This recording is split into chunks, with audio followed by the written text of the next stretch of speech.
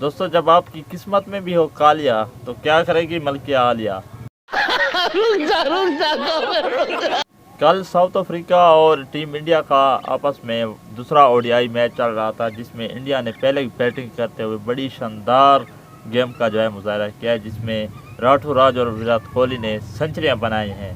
तो राठौर राज जो थी उसकी ओडीआई की सबसे पहली सेंचुरी थी और विराट कोहली को जो है 50 से अप हो चुकी हैं, ये पहले आपको पता होगा।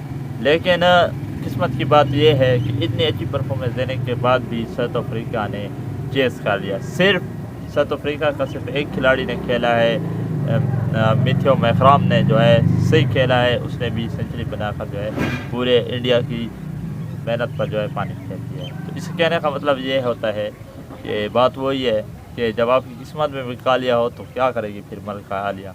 तो यही बात है। तो कोहली ने बड़ा शानदार खेला है, इसकी हम तारीफ़ करते हैं। राठौराज ने भी बड़ी अच्छी गेम की है, लेकिन शायद उनकी किस्मत में हार ही लिखी थी, तो इंडिया को एक बार फिर हार मिली है।